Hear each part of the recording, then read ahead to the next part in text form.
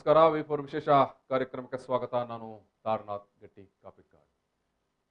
ನಾವು ಈ ದಿವಸ ಕೊರೋನಾದ ಸಂದರ್ಭದಲ್ಲಿ ಮಕ್ಕಳ ರಕ್ಷಣೆ, ಮಕ್ಕಳ ಸಂರಕ್ಷಣೆ ಯಾವ ರೀತಿ ಮತ್ತು ಹೇಗೆ ಅನ್ನೋ ಬಗ್ಗೆ ಮಾತಾಡ್ತೇವೆ. ಸೊ ಈ ಸಂದರ್ಭದಲ್ಲಿ ನಮ್ಮ ಜೊತೆಗೆ ಇಬ್ಬರು ಗಣ್ಯ ಅತಿಥಿಗಳಿದ್ದಾರೆ. ನಾನು ಮಂಗಳೂರಿನ ದಕ್ಷಿಣ ಕನ್ನಡ ಜಿಲ್ಲೆಯ ಮಕ್ಕಳ ಕಲ್ಯಾಣ ಸಮಿತಿಯ CWC ಈ ಒಂದು ಸಮಿತಿಯ ಅಧ್ಯಕ್ಷರಾಗಿರುವಂತಹ ರೆನ್ನಿ ಡಿಸೋಜ ಅವರಿದ್ದಾರೆ. ಜೊತೆಗೆ ಚೈಲ್ಡ್ ಲೈನ್ ಸಂಸ್ಥೆಯ ಸದಸ್ಯರಾಗಿರುವಂಥ ಅಸುಂತಾ ಡಿಸೋಜ ಅವರಿದ್ದಾರೆ. ನಾನು ಇಬ್ಬರನ್ನು ಕೂಡ ಈ ಒಂದು ಕಾರ್ಯಕ್ರಮಕ್ಕೆ ಪ್ರೀತಿಯಿಂದ ಸ್ವಾಗತ ಮಾಡ್ತಿದ್ದೇನೆ. ರೆನ್ನಿ ಅವರೇ, ಅದೇ ರೀತಿ ಅಸುಂತಾ ಮೇಡಮ್. ರೆನ್ನಿ ಡಿಸೋಜ ಅವರು ಮಕ್ಕಳ ಹಕ್ಕುಗಳ ಬಗ್ಗೆ ಸುಮಾರು 2.5-3 ದಶಕಗಳಿಂದ ಹೆಚ್ಚು ಕಾಲ ಕೆಲಸ ಮಾಡ್ತಾ ಇರೋರು. ದಕ್ಷಿಣ ಕನ್ನಡ, ಕರಾವಳಿ, ಉಡುಪಿಯ ಭಾಗವಾಗಿ ಅವರು ಮಕ್ಕಳ ಹಕ್ಕುಗಳಿಗೆ ಸಂಬಂಧಪಟ್ಟ ಹಾಗೆ ಕಾರ್ಯನಿರ್ವಹಿಸ್ತಾ ಇರುವಂಥ ಮಕ್ಕಳ ಕಲ್ಯಾಣ ಸಮಿತಿ ಏನಿದೆ, ಆ ಸರ್ಕಾರದ ಸಮಿತಿಯ ಒಂದು ಸಮಿತಿಯ ಅಧ್ಯಕ್ಷರಾಗಿ ಅವರು ಕೆಲಸ ಮಾಡ್ತಾ ಇದ್ದಾರೆ. ಅದೇ ರೀತಿ ಅಸುಂತಾ ಡಿಸೋಜ ಅವರು ಚೈಲ್ಡ್ ಲೈನ್ ಮಕ್ಕಳ ಸಹಾಯವಾಣಿ ಈ ಸಂಸ್ಥೆಯಲ್ಲಿ ಅವರು ಸದಸ್ಯರಾಗಿ ಕೆಲಸ ಮಾಡ್ತಾ ಇದ್ದಾರೆ. ಮಕ್ಕಳು ಏನಾದರೂ ಸಂಕಷ್ಟಕ್ಕೆ ಈಡಾದಾಗ ಅವರ ನೆರವಿಗೆ ಧಾವಿಸುವಂಥ ಕಾರ್ಯಕರ್ತೆಯಾಗಿ ಅಸುಂತಾ ಡಿಸೋಜ ಅವರು ಕೆಲಸ ಮಾಡ್ತಾ ಇದ್ದಾರೆ. ನಾವು ಕೊರೋನಾದ ಬಗ್ಗೆ ಸಾಕಷ್ಟು ಮಾತನಾಡಿದ್ದೇವೆ. ಕೊರೋನಾ ಇಡೀ ಜಗತ್ತಿಗೆ ಅಥವಾ ನಮ್ಮ ಊರಿಗೆ ಯಾವ ರೀತಿಯ ಒಂದು ಸಂಕಷ್ಟವನ್ನು ತಂದು ಕೊಟ್ಟಿದೆ ಅನ್ನೋದು ಅದು ನಮಗೆಲ್ಲರಿಗೂ ಗೊತ್ತಿರುವಂಥದ್ದು. ಅದರ ನಡುವೆ ಒಂದಷ್ಟು ಸುಮ್ಮನೆ ಭೀತಿ ಮತ್ತು ಆತಂಕದ ವಾತಾವರಣಗಳು ಕೂಡ ನಮ್ಮ ನಡುವೆ ಸೃಷ್ಟಿಯಾಗಿದೆ, ನಾವೇ ಸೃಷ್ಟಿ ಮಾಡಿಕೊಂಡಂಥದ್ದು. ಸೊ ಇಂಥ ಎಲ್ಲದರ ನಡುವೆ ನಾವು ಒಂದಷ್ಟು ಜಾಗೃತಿಯನ್ನು ಮೂಡಿಸಬೇಕಾಗಿದೆ. ಅದು ಅನೇಕ ವಿಚಾರಗಳ ಬಗ್ಗೆ, ಅದು ಮಕ್ಕಳ ಶಿಕ್ಷಣ ಇರ್ಬೋದು ಅಥವಾ ಮಕ್ಕಳ ಹಕ್ಕುಗಳ ಬಗ್ಗೆ ಇರ್ಬೋದು, ಅದು ಪೋಷಕರ ನಿಟ್ಟಿನಲ್ಲಿ ಇರ್ಬೋದು ಅಥವಾ ನೇರವಾಗಿ ಮಕ್ಕಳಿಗೆ ಅಥವಾ ಪ್ರತಿಯೊಂದು ಮನೆಯವರಿಗೆ ಮತ್ತು ಪ್ರತಿಯೊಬ್ಬ ನಾಗರಿಕರಿಗೆ ಕೂಡ. ಸೊ ಇಂತಹ ಸಂದರ್ಭದಲ್ಲಿ ನಾವು ಇವತ್ತು ಯಾಕೆ ಪರ್ಟಿಕ್ಯುಲರ್ ಆಗಿ ಮಕ್ಕಳ ರಕ್ಷಣೆ ಬಗ್ಗೆ ಅಥವಾ ಮಕ್ಕಳ ಹಕ್ಕುಗಳ ಬಗ್ಗೆ ಮಾತಾಡ್ತೇವೆ ಅಂತ ಹೇಳಿದ್ರೆ, ಇವತ್ತು ಮಕ್ಕಳ ಸಹಾಯವಾಣಿಯ ಅಂತೇನು international day child line help day, ಇವತ್ತು ಅಂತಾರಾಷ್ಟ್ರೀಯ ಮಕ್ಕಳ ಸಹಾಯವಾಣಿಯ ದಿನಾಚರಣೆ. ಸೊ ಈ ಒಂದು ನಿಮಿತ್ತವಾಗಿ ನಾವು ಇವತ್ತು ಮಕ್ಕಳ ಹಕ್ಕುಗಳ ಬಗ್ಗೆ ಮತ್ತು ಪರ್ಟಿಕ್ಯುಲರ್ಲಿ ಈ ಒಂದು ಕೋವಿಡ್ನ ಸಂಕಷ್ಟ ಕಾಲದಲ್ಲಿ ಮಕ್ಕಳು ಎದುರಿಸ್ತಾ ಇರುವಂಥ ಸಮಸ್ಯೆ ಬಗ್ಗೆ ನಾವು ಇವತ್ತು ಮಾತಾಡ್ತಾ ಇದ್ದೇವೆ. ನಾನು ಈ ಒಂದು ಮಾತುಕತೆಯನ್ನು ಆರಂಭಿಸುವ ಸಂದರ್ಭದಲ್ಲಿ ನಾನು ರೆನ್ನಿ ಡಿಸೋಜ ಅವರು ಅಧ್ಯಕ್ಷರು CWC ಅವ್ರ ಹತ್ರ ಕೇಳುವಂಥದ್ದು, ಏನಿದು international child help line day, ಏನಿದು ಮಕ್ಕಳ ಸಹಾಯವಾಣಿ ದಿನಾಚರಣೆ? ರೆನ್ನಿ ಅವರೇ, ಇದು ಬಹಳ ಪ್ರಮುಖವಾಗಿ ಮಕ್ಕಳ ಸಹಾಯವಾಣಿಯಿಂದ ಇದರಲ್ಲಿ ಗೊತ್ತಾಗುತ್ತೆ ಮಕ್ಕಳಿಗೆ ಸಹಾಯ ಮಾಡುವ ಒಂದು ದೂರವಾಣಿ ವ್ಯವಸ್ಥೆ. ಬಟ್ ಅದು ದೂರವಾಣಿ ವ್ಯವಸ್ಥೆಗೆ ಸೀಮಿತವಾಗಿಲ್ಲ. ಮಕ್ಕಳಿಗೆ ಸಂಬಂಧಪಟ್ಟ ಯಾವುದಾದ್ರೂ ಪ್ರಕರಣಗಳು ಅಥವಾ ಸಂಕಷ್ಟದಲ್ಲಿರುವ ಪ್ರಕರಣಗಳಿದ್ದಾಗ ಯಾರು ಕೂಡ 1098 ಇದಕ್ಕೆ ಕರೆ ಮಾಡಿ 1098 ಇದಕ್ಕೆ 1098 ಇದಕ್ಕೆ ಮಾಡೋದ್ರ ಮೂಲಕ ಆ ಪ್ರಕರಣಕ್ಕೆ ಸಂಬಂಧಪಟ್ಟ ವ್ಯವಸ್ಥೆ ಅಥವಾ ಅಥಾರಿಟಿ ಇದೆ ಅವರನ್ನು ಸಂಪರ್ಕ ಮಾಡಲಿಕ್ಕೆ ಸಾಧ್ಯ ಆಗುವಂಥದ್ದು. ಅಂದ್ರೆ ಫೋನ್ ಮೂಲಕ ನಾವು ಆ ಸಮಸ್ಯೆಗೆ ಸ್ಪಂದನೆ ಮಾಡುವ ಅಧಿಕಾರಿಗಳಿಗೆ ಸಹಾಯವಾಣಿಯವರು ಕಾಂಟ್ಯಾಕ್ಟ್ ಮಾಡ್ತಾರೆ ಮತ್ತು ಆ ಪ್ರಕರಣದ ಅವರಿಗೆ ನ್ಯಾಯ ಸಿಗುವ ತನಕ ಅಥವಾ ಅವರಿಗೆ ಅದರಿಂದ ಏನಾದರೂ ಪ್ರಯೋಜನ ಆಗುವ ತನಕ ಫಾಲೋ ಅಪ್ ಮಾಡಿಕೊಂಡು ವ್ಯವಸ್ಥೆಯಿಂದ ಮಕ್ಕಳಿಗೆ ಪ್ರಯೋಜನಕರವಾದ ಒಂದು ವ್ಯವಸ್ಥೆ. ಅದು ಬಹಳ ಸಂದರ್ಭದಲ್ಲಿ ಇದು ಇವತ್ತು ಎಲ್ಲ ಕಡೆ ಇದೆ. ಆರಂಭದಲ್ಲಿ ಮುಂಬೈಯಲ್ಲಿ ನಾವು ಇದು ನಮ್ಮ ಸಮಾಜ ಕಾರ್ಯಕರ್ತರಿಂದ ಸ್ಟಾರ್ಟ್ ಆದದ್ದು ಮತ್ತು ಇಲಾಖೆ ಅದನ್ನು ಗುರುತಿಸಿಕೊಂಡು ಅದು ಇಡೀ ಭಾರತದಾದ್ಯಂತ ಎಲ್ಲ ದೇಶದಲ್ಲಿ ಮತ್ತು ಎಲ್ಲ ದೇಶಗಳಲ್ಲಿ ಕೂಡ ಈಗ ಚೈಲ್ಡ್ ಲೈನ್ ವ್ಯವಸ್ಥೆ ಈಗ ಇದ್ದ ಕಾರಣ ಮಕ್ಕಳಿಗೆ ಏನೋ ತೊಂದರೆ ಆದಾಗ ನೇರವಾಗಿ ಅವರು ಅದಕ್ಕೆ ಕರೆ ಮಾಡ್ಬೋದು, ಅವರು ಮಾಡ್ಬೋದು, ಮಕ್ಕಳೇ ಮಾಡ್ಬೋದು ಅಥವಾ 1098ಗೆ ಯಾರು ಹಿರಿಯರು ಕೂಡ ಮಕ್ಕಳ ಪರವಾಗಿ ಕಾಲ್ ಮಾಡೋದ್ರ ಮೂಲಕ ಮಾಡ್ಬೋದು. ಸೊ ಅದರಿಂದ ಇವತ್ತಿನ ದಿವಸ ನಾವು ಯಾಕೆ ಮಾಡ್ತೇವೆ, ಇದು ಆಗಬೇಕಾದ್ರೆ ತುಂಬಾ ಮಂದಿ ಕೆಲಸ ಮಾಡಿರ್ತಾರೆ. ಚೈಲ್ಡ್ ಲೈನ್ ಅವರು ಟೀಮ್ ಇರುತ್ತೆ ಒಂದು, ಜೊತೆಗೆ ಸಮುದಾಯದ ಅನೇಕ ಮಂದಿ ಅದರಲ್ಲಿ ಇಲಾಖೆಗಳಿರ್ತವೆ. ಪೊಲೀಸ್ ಇಲಾಖೆ ಇರ್ಬೋದು, ವಿಮೆನ್ ಅಂಡ್ ಚೈಲ್ಡ್ ಡಿಪಾರ್ಟ್ಮೆಂಟ್ ಇರ್ಬೋದು, ಹೆಲ್ತ್ ಡಿಪಾರ್ಟ್ಮೆಂಟ್, ಬೇರೆ ಬೇರೆ ಇಲಾಖೆಗಳು ಕೂಡ ಜೊತೆಯಾಗಿ ಕೆಲಸ ಮಾಡ್ತಿರುವಾಗ ಅವರೆಲ್ಲರೂ ಒಟ್ಟಿಗೆ ಸೇರ್ಕೊಂಡು ಇದನ್ನೊಂದು ದಿನವನ್ನು ಆಚರಣೆ ಮಾಡೋದ್ರ ಮೂಲಕ ಅವರಿಗೊಂದು ಧನ್ಯವಾದವನ್ನು ಕೊಡುವಂಥದ್ದು ಮತ್ತು ಮುಂದಿನ ದಿನಗಳಲ್ಲಿ ಕೂಡ ನಮ್ಮ ಮಕ್ಕಳಿಗೆ ಒಗ್ಗಟ್ಟಾಗಿ ಕೆಲಸ ಮಾಡುವ ಅವರಿಗೆ ಅನಿವಾರ್ಯತೆ ಇದೆ. ಅದರಲ್ಲೂ ಬಹಳ ಈಗ COVID-19 ಸಂದರ್ಭದಲ್ಲಿ ವಿಶೇಷವಾಗಿ ಕಳೆದ ಬಾರಿ ಕೂಡ ನಾವು ಯಾವುದೇ ಸಂದರ್ಭದಲ್ಲಿ ಎಲ್ಲ ಟ್ರಾನ್ಸ್ಪೋರ್ಟ್ ಬಂದಾಯಿತು ಅಂತ ನಿಲ್ಲಿಸಿರಲಿಲ್ಲ. 24 ಗಂಟೆ ಕೂಡ ಫೋನನ್ನು ಓಪನ್ ಇಟ್ಟಿದ್ದೆವು. ಈ ಸಲ ಕೂಡ ನಾವು ಅದನ್ನು ಓಪನ್ ಇಟ್ಕೊಂಡು ಮಕ್ಕಳಿಗೆ ಸೇವೆಯನ್ನು ಕೊಡ್ತಾ ಇರುವಂಥದ್ದು. ಅದು ಇನ್ನಷ್ಟು ಸ್ಟ್ರಾಂಗ್ ಆಗಿ ಹೋಗಬೇಕೆಂಬುದು ನಮ್ಮ ಉದ್ದೇಶದಿಂದ ಈ ದಿನಾಚರಣೆಯನ್ನು ಈ ಸಲ ಆಚರಣೆ ಮಾಡ್ತಾ ಇದ್ದೇವೆ. ಸೊ ಅದರಿಂದ ಇದು ಒಂದು ರೀತಿಯಲ್ಲಿ ಮಕ್ಕಳಿಗೆ ನೇರವಾಗಿ ಪ್ರಯೋಜನಕರವಾಗುವ ಒಂದು ಸಹಾಯವಾಣಿ. ಇದು ಮೇಡಮ್ ಈ ಒಂದು ಸಹಾಯವಾಣಿ ಎಸ್ ಈ ಒಂದು ಲಾಕ್ಡೌನ್ ಟೈಮಲ್ಲಿ ನೀವು ಯಾವ ರೀತಿ ಕಾರ್ಯನಿರ್ವಹಿಸ್ತಾ ಇದ್ರಿ? ಈಗ ನಾವು ಶಿಫ್ಟ್ ವೈಸಲ್ಲಿ ಕೆಲಸ ಮಾಡ್ತಾ ಇದ್ದೇವೆ. ಹ್ಮ್. ಆ, ಮಂಗಳೂರಲ್ಲಿ ಯಾವುದೋ ಪ್ರಕರಣ ಬಂದಾಗ ನಾವು ತಕ್ಷಣ ಹೋಗುವಂಥದ್ದು ಅಂದರೆ ಮಕ್ಕಳ ರಕ್ಷಣಾ ಘಟಕ, ಆಮೇಲೆ ಪೊಲೀಸರ ಸಹಕಾರದಲ್ಲಿ ಹೋಗಿ ಆ ಮಗುವಿಗೆ ಏನು ನಮ್ಮಿಂದ ವ್ಯವಸ್ಥೆ ಆಗಬೇಕು ಅದನ್ನು ನಾವು ಮಾಡ್ತಾ ಇದ್ದೇವೆ. ಮತ್ತು ವಸತಿ ವ್ಯವಸ್ಥೆಯ ಪ್ರಕರಣಗಳು ಬಂದಾಗ ಮಕ್ಕಳ ಕಲ್ಯಾಣ ಸಮಿತಿಗೆ ನಾವು ಹಾಜರುಪಡಿಸಿ ಆ, ಆ, ಆಮೇಲೆ ಆ ಮಗುವಿಗೆ ನಾವು ಕೋವಿಡ್ ಟೆಸ್ಟ್ ಅಂತ ಈಗ ಮಾಡಬೇಕು ಅಂತ ಕಂಪಲ್ಸರಿ ಇದೆ. ಹಾಗಾಗಿ ನಾವು ಕೋವಿಡ್ ಟೆಸ್ಟ್ ಮಾಡಿಸಿ ಆಮೇಲೆ CWC ಯಾವ ಒಂದು ಸಂಸ್ಥೆಗೆ ಆ ಮಕ್ಕಳನ್ನು ಸೇರಿಸಲಿಕ್ಕೆ ಆರ್ಡರ್ ಮಾಡಿದೆಯೋ ಆ ಸಂಸ್ಥೆಗೆ ನಾವು ಸೇರಿಸ್ತಾ ಇದ್ದೇವೆ. ಅಂದರೆ ಈಗ ಒಂದು ಸಮಸ್ಯೆ ಏನಂದರೆ ಕೋವಿಡ್ ಟೆಸ್ಟಿಗೆ ಹೋದಾಗ ಸಿಂಪ್ಟಮ್ಸ್ ಇಲ್ಲದಿದ್ದರೆ ಕೋವಿಡ್ ಟೆಸ್ಟ್ ಮಾಡಬಾರ್ದು, ಮಾಡಲಿಕ್ಕಿಲ್ಲ ಅಂತ ಹೇಳ್ತಿದ್ದಾರೆ. ಅಂದರೆ ನಮಗೆ ಕೋವಿಡ್ ಟೆಸ್ಟ್ ಮಾಡದೆ ಆ ಮಗುವನ್ನು ಶೆಲ್ಟರ್ ಹೋಮ್ಸ್ಗಳಲ್ಲಿ ಬಿಡುವ ಹಾಗಿಲ್ಲ. ಯಾಕೆಂದರೆ ಇವರು ಬೇರೆ ಮಕ್ಕಳು ಇರ್ತಾರೆ ಆ ಸಂಸ್ಥೆಗಳಲ್ಲಿ. ಒಂದು ವೇಳೆ ಈ ಮಗು ಪಾಸಿಟಿವ್ ಇದ್ದು ಆ ಮಕ್ಕಳಿಗೆ ಬರುವ ಚಾನ್ಸಸ್ ಉಂಟು. ಹಾಗಾಗಿ ಕೋವಿಡ್ ಟೆಸ್ಟ್ ಮಾಡಿ ನಾವು ಆ ಮಗುವನ್ನು ಶೆಲ್ಟರ್ ಹೋಮ್ಗಳಿಗೆ ಬಿಡ್ತಾ ಇದ್ದೇವೆ. ಬಟ್ ಏನೇ ನಿಮ್ಮದು 24 ಅವರ್ಸ್ ಆ ಒಂದು ಕಾರ್ಯಾಚರಣೆ ನಡೀತಾ ಇದೆ? ಹೌದು, ನಡೀತಾ ಇರ್ತದೆ. 24 ಗಂಟೆಯೂ ನೀವು ಈ ಒಂದು ದೂರವಾಣಿಯಲ್ಲಿ 1098 ದೂರವಾಣಿಗೆ ಜನರು ಅಥವಾ ಮಕ್ಕಳು ಕಾಲ್ ಮಾಡಿದಾಗ ನೀವು ಅದನ್ನು ಅಟೆಂಡ್ ಮಾಡ್ತೀರಿ ಮತ್ತು ಅಲ್ಲಿ ಹೋಗಿ ಏನು ಎತ್ತ ಅನ್ನೋದನ್ನು ನೀವು ಪರಿಶೀಲನೆ ಮಾಡ್ತೀರಿ. ಎಸ್, ಈ ಕೋವಿಡ್ ಸಂದರ್ಭದಲ್ಲಿ ಇತರ ಸಂದರ್ಭದಲ್ಲೂ ಕೂಡ ನಿಮ್ಮ ಕಾರ್ಯಾಚರಣೆ ನಿರಂತರವಾಗಿ ಸಾಗಿರ್ತದೆ. ಕೋವಿಡ್ ಸಂದರ್ಭದಲ್ಲಿ ನೀವು ಗಮನಿಸಿದ ಹಾಗೆ ಮಕ್ಕಳು ಎದುರಿಸುತ್ತಾ ಇರುವಂತ ಸಮಸ್ಯೆಗಳು ಏನು, ತೊಂದರೆ ಏನು? ಮಕ್ಕಳಿಗೆ ಅಂದ್ರೆ ಈಗ ಮಾನಸಿಕ ಹಿಂಸೆ ಆಗ್ತಾ ಇದೆ ಮನೆಗಳಲ್ಲಿ. ಒಳಗೆ ಇದ್ದಾರೆ ಮಕ್ಕಳು, ಶಾಲೆಗೆ ಹೋಗ್ತಾ ಇಲ್ಲ. ಶಾಲೆಗೆ ಹೋದಲ್ಲಿ ಅವರ ಫ್ರೆಂಡ್ಸ್ ಇದ್ದಾರೆ, ಅವರ ಜೊತೆ ಮಿಂಗಲ್ ಆಗ್ತಾರೆ, ಆಟ ಆಡ್ತಾರೆ. ಮನೆಯಲ್ಲೇ ಇದ್ದು ಅವರು ಪಾಠ ಕೂಡ ನೋಡಿ ಈಗ ಮೊಬೈಲಲ್ಲೇ ಆಗ್ತಾ ಇರುವುದರಿಂದ ಇಡೀ ದಿನ ಅವರು ಆ ಮೊಬೈಲ್ನ ಒಳಗೆ ಇರ್ತಾರೆ, ಆಟ ಒಳಗಡೆ ಪೂರ್ತಿಯಾಗಿ ಕೇಂದ್ರೀಕೃತ ಅಥವಾ ಅದರೊಳಗೆ ಮುಳುಗಿ ಹೋಗಿರ್ತಾರೆ. ಆಮೇಲೆ ಹೊರಗಡೆ ಆಟ ಆಡ್ಲಿಕ್ಕೂ ಪೇರೆಂಟ್ಸ್ ಗಳು ಬಿಡ್ತಾ ಇಲ್ಲ ಈ ಕೋವಿಡ್ ನ ಭಯದಿಂದ. ಮಕ್ಕಳಿಗಿಂತಲೂ ಜಾಸ್ತಿ ಭಯ ಈಗ ಪೇರೆಂಟ್ಸ್ ಗಳಿಗೆ. ಹಾಗಾಗಿ ಅದು ಒಂದು. ಆಮೇಲೆ ದೈಹಿಕ ಹಿಂಸೆ ಮಕ್ಕಳ ಮೇಲೆ, ಪೇರೆಂಟ್ಸ್ ಗಳಿಗೆ ಮಕ್ಕಳನ್ನು ಕಂಟ್ರೋಲ್ ಮಾಡ್ಲಿಕ್ಕೆ ಆಗ್ತಾ ಇಲ್ಲ. ಇವರ ಕೋಪವನ್ನೆಲ್ಲ ಮಕ್ಕಳ ಮೇಲೆ ತೆಗಿತಾ ಇದ್ದಾರೆ. ಆಮೇಲೆ ಲೈಂಗಿಕ ಕಿರುಕುಳಗಳು. ಇದು ರೆನ್ನಿ ಸರ್, ಎಸ್ ಅದೇ ಇದರ ಜೊತೆಗೆ ಅದೇ ಮಕ್ಕಳು ಎದುರಿಸ್ತಾ ಇರುವಂತ ಸಮಸ್ಯೆಗಳು ನೀವೇನಾದರೂ ಉಲ್ಲೇಖ ಮಾಡುವಂಥದ್ದು ಈ ಕೋವಿಡ್ ನ ಸಂದರ್ಭದಲ್ಲಿ? ಅದೇ ಬಹಳ ಮುಖ್ಯವಾಗಿ ಅವರು ಹೇಳಿದಾಗೇನೆ, ಒಂದು ಮಕ್ಕಳಿಗೆ ಒಂದು ಶಿಕ್ಷಣದ ಒಂದು ಬೇರೆ ರೀತಿಯಲ್ಲಿ ಶಿಕ್ಷಣ ವಂಚಿತರಾಗ್ತಾರೆ ಅಂತ ಹೇಳ್ಬೋದು. ಶಿಕ್ಷಣ ವಂಚಿತರಾಗ್ತಾ ಇದ್ದಾರೆ. ಕಳೆದ 1 ವರ್ಷದಿಂದ ಈ ವಿಷಯವನ್ನು ಮಾತಾಡ್ತಾ ಇದ್ದೇವೆ. ಹೌದು, ನಮ್ಮ 1 ವರ್ಷದಿಂದ ನಮ್ಮ ಶಾಲೆಗಳೆಲ್ಲ ಕ್ಲೋಸ್ ಆಗಿತ್ತು. ಹೌದು. ಸೊ ಮಕ್ಕಳು ಶಾಲೆಯಲ್ಲಿ ಯಾಕೆ ಇರ್ಬೇಕೆಂಬುದನ್ನು ಈಗ ಎಲ್ಲರಿಗೂ ಅರ್ಥ ಆಗ್ತದೆ. ಅಂದ್ರೆ ಶಾಲೆಯಲ್ಲಿ ಇದ್ದಾಗ ಆ ವಯಸ್ಸಿನಲ್ಲಿ ಅವರಿಗೆ ಸಿಗ್ಬೇಕಾದ ಶಿಕ್ಷಣಗಳು, ಅವರ ಫ್ರೆಂಡ್ಶಿಪ್ಗಳು ಅಥವಾ ಭಾವನಾತ್ಮಕವಾಗಿ ಹಂಚಿಕೊಳ್ಳುವ ವಿಚಾರಗಳು ಎಲ್ಲ ಈಗ ಒಡನಾಟದಿಂದಲೇ ಕಲಿಯುವಂಥದ್ದು ಅದೆಲ್ಲವೂ ಇವತ್ತು ಮಿಸ್ ಆಗ್ತದೆ ಕಂಡು. ಅದರ ಪರಿಣಾಮ ಏನಾಗಿದೆ, ಅವರ ವರ್ತನೆಗಳಲ್ಲಿ, ನಡತೆಗಳಲ್ಲಿ ಅಥವಾ ಅವರ ಆಲೋಚನೆ ಕ್ರಮದಲ್ಲಿ ಕೂಡ ಇವತ್ತು ಬದಲಾವಣೆಯನ್ನು ಕಾಣ್ತಾ ಇದ್ದೇವೆ.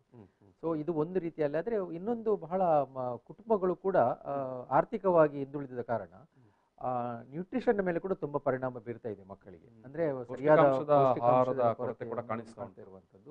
ಅದಕ್ಕೆ ಸಂಬಂಧಪಟ್ಟ ಕೆಲವು ಫೋನ್ಗಳು ಬರ್ತವೆ, ಯಾವ ರೀತಿ ನ್ಯೂಟ್ರಿಷನ್ ಅಂಶಗಳನ್ನು ಇದು ಮಾಡುವಂತ ಸಂದರ್ಭದಲ್ಲಿ ಹೇಗೆ ಮಾಡಬಹುದು, ಹೇಗೆ ಅಂತ. ಕಿಟ್ಗಳಿಗೆ ಶಾಲೆಗಳಿರುವಾಗ ನೀವು ಹೇಳಿದಾಗೆ ಗ್ರಾಮೀಣ ಪ್ರದೇಶದಲ್ಲಂತೂ ಆ ಮಧ್ಯಾಹ್ನದ ಹೊತ್ತಿನ ಒಂದು ಬಿಸಿ ಊಟ ಅನ್ನೋದೊಂದು ನಿಖರವಾಗಿ ಇನ್ ಟೈಮ್ ಆಗಿ ಸಿಗ್ತಾ ಇತ್ತು. ಟೈಮ್ ಅಲ್ಲಿ ಸಿಗುವುದು ಮತ್ತು ನ್ಯೂಟ್ರಿಷನ್ ಫುಡ್ ಕೊಡುವಂಥದ್ದು ಅದು ಭಾರಿ ಇಂಪಾರ್ಟೆಂಟ್, ರೆಗ್ಯುಲರ್ ಆಗಿ ಸಿಗುವಂಥದ್ದು. ಅದರಲ್ಲೂ ವಂಚಿತರಾಗ್ತದೆ. ಮತ್ತು ಈಗ ಇದು ಲಾಕ್ಡೌನ್ ಆದ ಮೇಲೆ ತುಂಬಾ ಫ್ಯಾಮಿಲೀಸ್ ಸಫರ್ ಆಗ್ತಾ ಇದೆ ಆರ್ಥಿಕವಾಗಿ.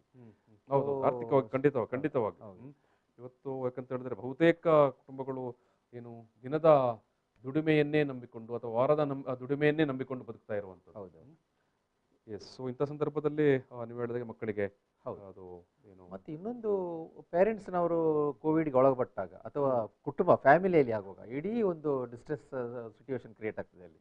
ಇದರ ಪೇರೆಂಟ್ಸ್ ಕೋವಿಡ್ಗೆ ಒಳಗಾಗಿದ್ರು ಅಥವಾ ಕೆಲವೊಮ್ಮೆ ಅಂಥ ಪ್ರಕರಣ ನಮಗೆ ಬಂದಿಲ್ಲ, ಒಂದು ಸತ್ತರೆ ಕೂಡ ಅದು ದೊಡ್ಡ ಒಂದು ಕನ್ಫ್ಯೂಷನ್ ಕ್ರಿಯೇಟ್ ಆಗ್ತದೆ ಮಕ್ಕಳಿಗೆ.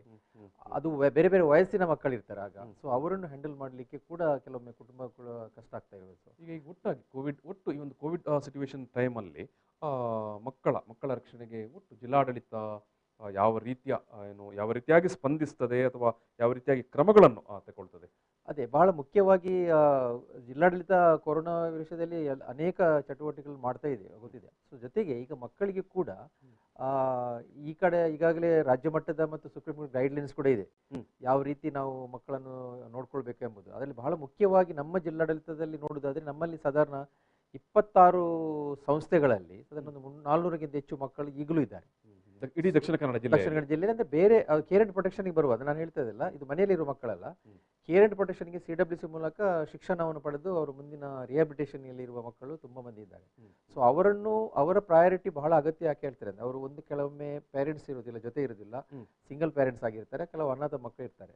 ಸೊ ಇವರ ನಿಟ್ಟಿನಲ್ಲಿ ದಕ್ಷಿಣ ಕನ್ನಡದಲ್ಲಿ ಜಿಲ್ಲಾಡಳಿತ ಬಹಳ ನಿಗಾ ವಹಿಸ್ತಾ ಇದೆ. ಒಂದು ಎಲ್ಲಾ ಮಕ್ಕಳನ್ನು ಅಲ್ಲಿ ಸುಸ್ಥಿತಿಯಲ್ಲಿ ಇರ್ಲಿಕ್ಕೆ ನೋಡುವಂಥದ್ದು, ಮತ್ತು ದಿವಸಾಗಲೂ ಅದು ಅವರು ಥರ್ಮಲ್ ಟೆಸ್ಟ್ ಎಲ್ಲ ಮಾಡಿ ಜ್ವರ ಟೆಸ್ಟ್ ಮಾಡ್ತಾರೆ, ಮತ್ತು ಅವರಿಗೆ ಸಂಬಂಧಪಟ್ಟ ಹಾಗೆ ನ್ಯೂಟ್ರಿಷನ್ ಬಗ್ಗೆ ಸಂಬಂಧಪಟ್ಟ ರಿಪೋರ್ಟಿಂಗ್ ಕೇಳ್ತಾ ಇರ್ತೇವೆ. ಮತ್ತು ಏನಾದರೂ ಹೆಚ್ಚು ಕಡಿಮೆ ಏನೋ ಸಿಂಪ್ಟಮ್ಸ್ ಬಂದ ಕೂಡಲೇ ಅವರು ಇಮಿಡಿಯೇಟ್ ಆಗಿ ಐಸೋಲೇಷನ್ ಅನ್ನು ನೀಡುವ ವ್ಯವಸ್ಥೆ ಕೂಡ ಅದನ್ನು ಮಾಡಿಕೊಂಡು, ಒಂದು ವೇಳೆ ಪಾಸಿಟಿವ್ ಬಂದಾಗ ಸಂಬಂಧಪಟ್ಟ ಇಲಾಖೆಯ ಮೂಲಕ ಅದನ್ನು ಮಾಡುವ ಒಂದು ಪ್ರಕರಣ ನಿಟ್ಟಿನಾಗಿ ಮಾಡ್ತಾ ಇದೆ. ಅದಕ್ಕೆ ಮತ್ತು ಮನೆಗೆ ಹೋಗಿರ್ತಾರೆ ಕೆಲವು ಮಕ್ಕಳು, ಆ ಮನೆಗೆ ಹೋದ ಮಕ್ಕಳನ್ನು ಕೂಡ ಆ ಸಂಸ್ಥೆಯವರು ಮತ್ತು DCP ಅವರು ಫೋನ್ ಮೂಲಕ ಸಂಪರ್ಕದಲ್ಲಿ ಇರ್ತಾರೆ.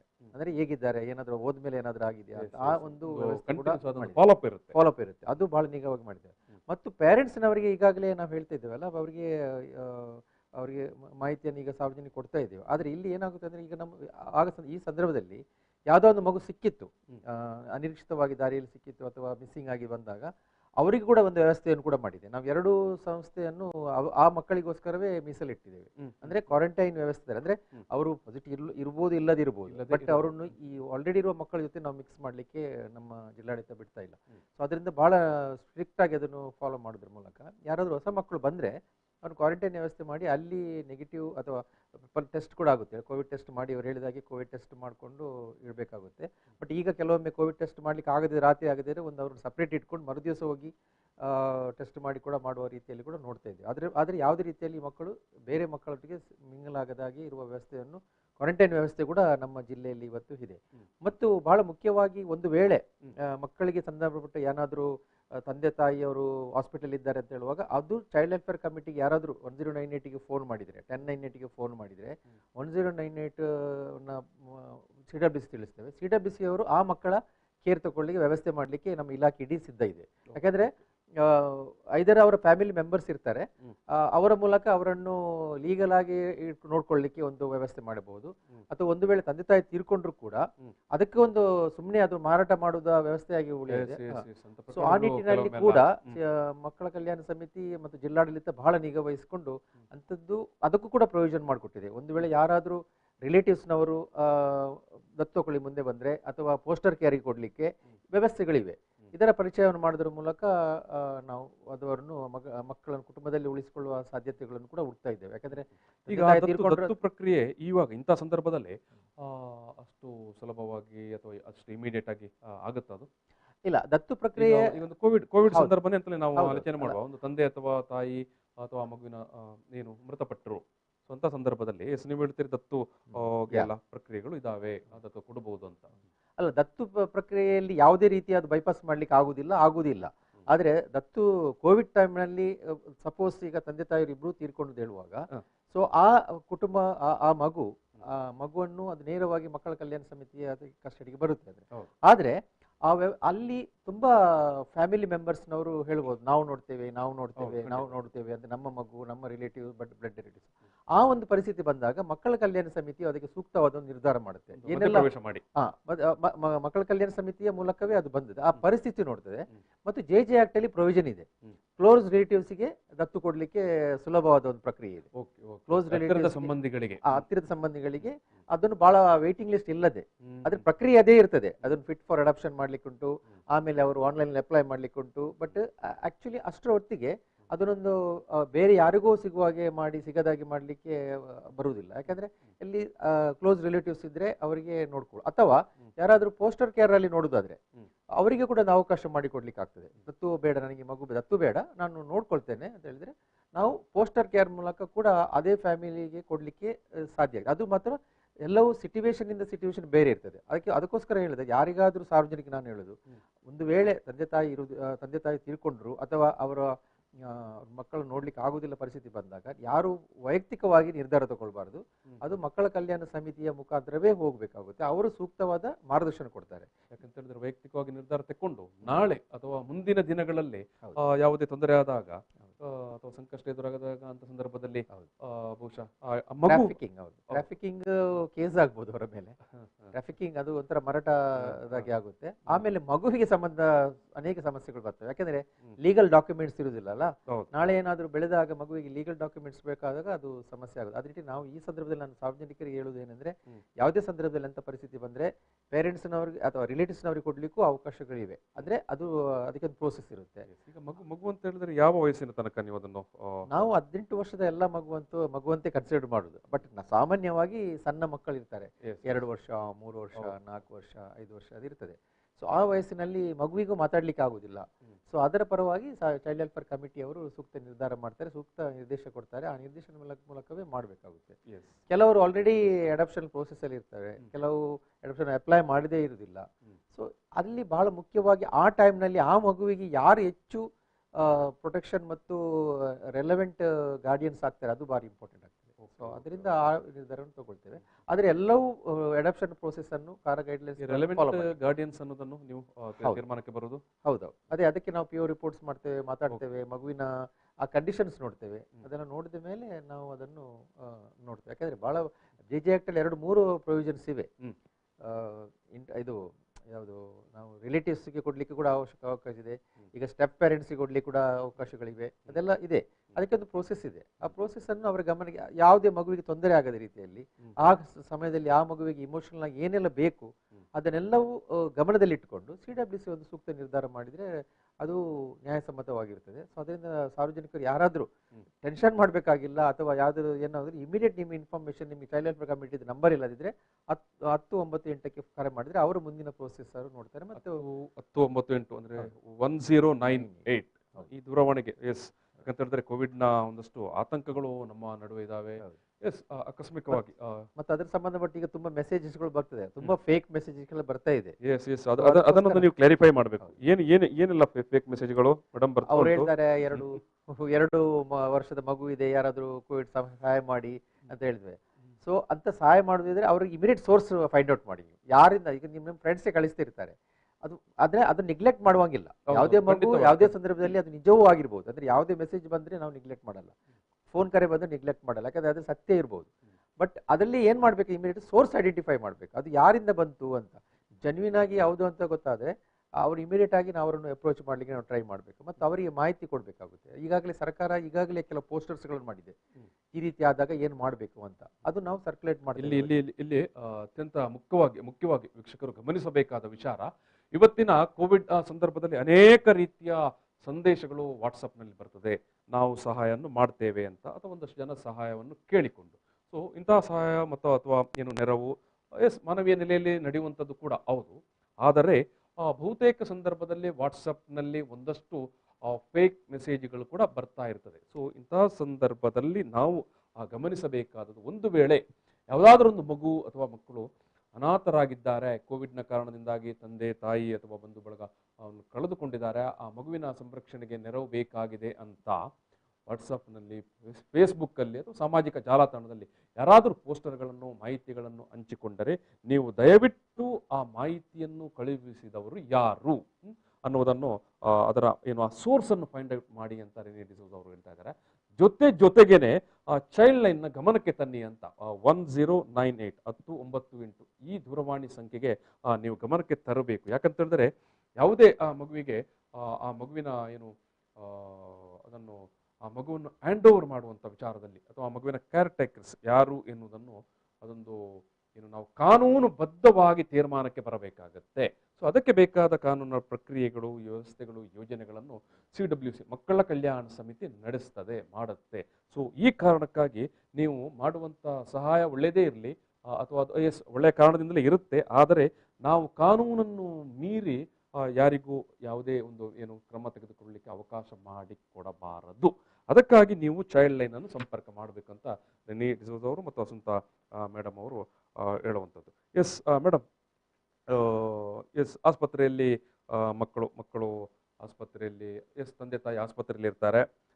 ಸೊ ಅಂಥ ಸಂದರ್ಭದಲ್ಲಿ ಎಸ್ ಮಕ್ಕಳು ಎಸ್ ಸ್ವಾಭಾವಿಕವಾಗಿ ಒಂದಷ್ಟು ಆತಂಕ ಕೂಡ ಇರ್ತದೆ. ಸ್ವಾಭಾವಿಕವಾಗಿ ಯಾವುದೋ ಅನಿರೀಕ್ಷಿತವಾಗಿ ತಂದೆ ಅಥವಾ ತಾಯಿ ಏನು ಮೃತರಾಗ್ತಾರೆ ಆಸ್ಪತ್ರೆಯಲ್ಲಿ. ಸೊ ಅಥವಾ ಆಸ್ಪತ್ರೆಯಲ್ಲಿ ವೆರಿ ಲಾಂಗ್ ಟರ್ಮ್ ಟ್ರೀಟ್ಮೆಂಟಲ್ಲಿ ಇರ್ತಾರೆ.